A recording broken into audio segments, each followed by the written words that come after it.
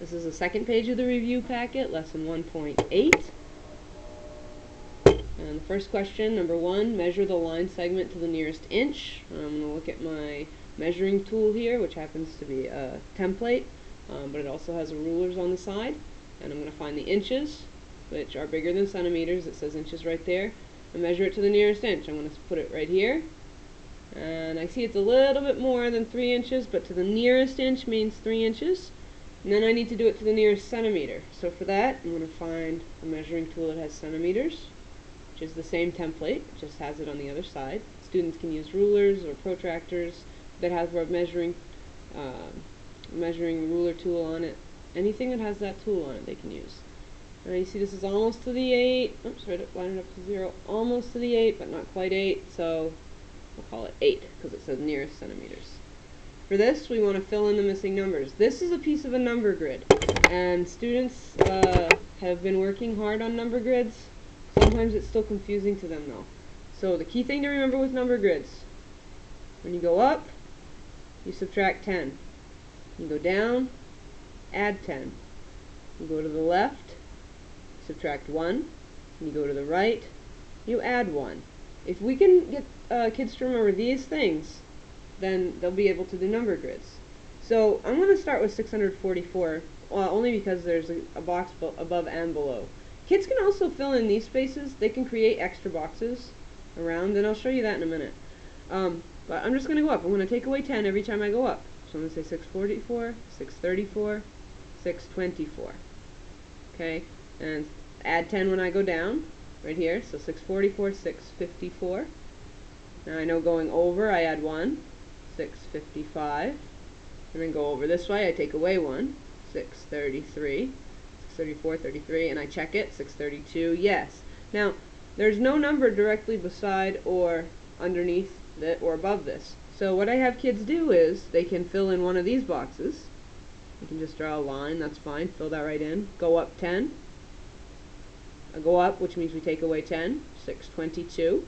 And then there's a number beside it, 621, because we want one to the left. Kids might have chosen to fill in this number instead, or both, that's fine. 632, we go over to the left one, and we get 631. We go up 10, check it, yep, 621, that works. Some kids choose to draw boxes along here and fill in the whole number grid. That's fine too. I just basically want them to understand this key pattern. This is how a number grid works. You go up, you subtract 10. Go down, you add 10. Go to the left, you subtract 1. Go to the right, you add 1. Now this one, again, smallest to largest. This one says from largest to smallest. So this time we're going to take the biggest number. And since 8,000 is the biggest, I'm going to start with that. And I'm going to write 8,096. I'm going to take the next biggest number. I have 2 2000s. So then I'm going to go to the hundreds. And the next biggest number there is the 7. So 2,764 will be the next. And 764. And then 2,199. And this isn't even 1,000, it's only 500. This will trick kids sometimes because even though it's only in the hundreds, kids might mistake it for thousands. So please review those that place value with them. Make sure they understand that hundreds place is less than a thousands place, even if the thousands number is smaller than the hundreds number. Okay, for this one, kids just need to count by twos. Alright, so we go 1012, 1014, 1016, 1018. These first numbers are going to be the same on every one, because we're just counting by twos. We're just adding twos. It's the tens place and the ones place that are going to change each time.